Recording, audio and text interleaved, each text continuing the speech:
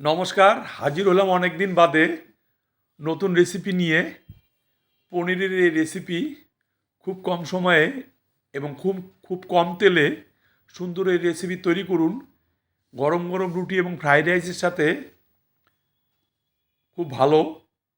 এর জন্য নিয়ে নেওয়া হয়েছে ধনেপাতা, ক্যাপসিকাম, পেঁয়াজ, রসুন, কয়েকটি আমান, কাঁচা লঙ্কা, টমেটো এবং কয়েক টুকরো আদা। এর মধ্যে চারখানা, চার থেকে পাঁচখানা, চারখানা কাজু বাদাম নিয়ে নিয়েছি।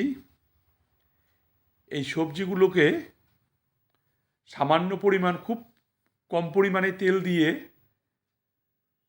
হালকা করে ভেজে নেব। কিছুটা পেঁয়াজ এবং কিছুটা ক্যাপসিকাম রেখে দেব। বাদবাকিটা এই কড়াইতে হালকা করে ভেজে নেব। রসুন দিয়ে দিয়েছি, পেঁয়াজটাও দিয়ে দিয়েছি, টমেটো,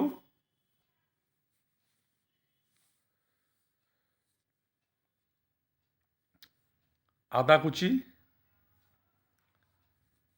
সামান্য নাড়াচাড়া করে নিয়ে এর মধ্যে কাঁচা লঙ্কা, একটু নাড়াচাড়া ভালোভাবেই করতে হয়, কারণ না হলে লেগে যাওয়ার সম্ভাবনা থাকে। অবশ্য ননস্টিকে লাগার সম্ভাবনাটা কম। কাজু বাদাম, আমান এবং ধনেপাতা কুচিটাও দিয়ে দিলাম। হালকা ভাজা হয়েছে। এবার এটা নামিয়ে একটা মিক্সিং বোলটে নিয়ে নিচ্ছি। এই মিক্সিং বোলটে ভালোভাবে পেস্ট করে নিব এবং ওই কড়াইতে কেটে রাখা পনির একটু সাঁতরিয়ে নিব। আর কোনো রকম কোনো তেল দিচ্ছি না। আগেই বলেছি যে খুব তেল কম ব্যবহার করব। তেল এমনি বেশি খাওয়া ভালো নয়। সাঁতরানো হয়েছে, নামিয়ে নিচ্ছি।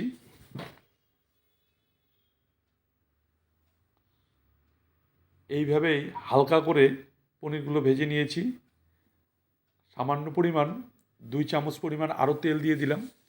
এর মধ্যে আরও কিছুটা ক্যাপসিকাম, পেঁয়াজ,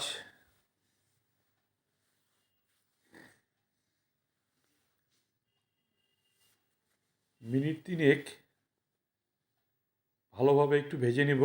এর মধ্যে কিছুটা লবণ দিয়ে দিব,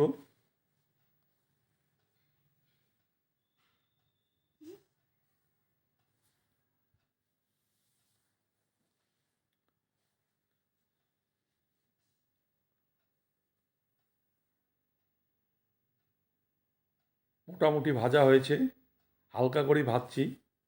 এবার যে পেস্টটা তৈরি করা হয়েছিল সেই পেস্টটাকে এর মধ্যে দিয়ে দিলাম এবং ওই মিক্সিং বোলটা ধুয়ে কিছুটা জলও দিয়ে দেবো এর মধ্যে, কারণ একটু জল না দিলে মশলাটা ভালোভাবে মিক্সড হবে না। আরও মিনিট তিনেক ভালোভাবে নাড়াচাড়া করে ফুটিয়ে নিচ্ছি। এবার এর মধ্যে সামান্য পরিমাণ গোলমরিচের গুঁড়া দিয়ে দিলাম।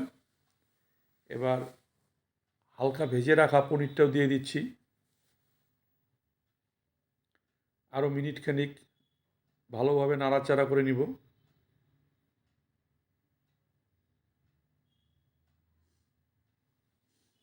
সবশেষে পরিমাণ মতো কস্তুরি মেথি দিয়ে দিচ্ছি। এবার একটা ঢাকনা দিয়ে ঢেকে দেব।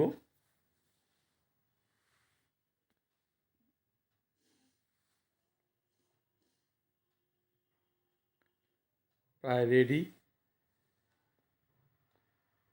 ঢাকনাটা এবার উঠিয়ে নিচ্ছি। সুন্দর এই রেসিপি যদি ভালো লাগে চ্যানেলটিকে অবশ্যই সাবস্ক্রাইব, লাইক এবং শেয়ার করবেন এবং ভিডিওটা প্রথম থেকে শেষ অবধি দেখার জন্য সকলকে ধন্যবাদ। গরম গরম ভাত কিংবা গরম গরম রুটি এবং ফ্রাইড রাইসের সাথে সবথেকে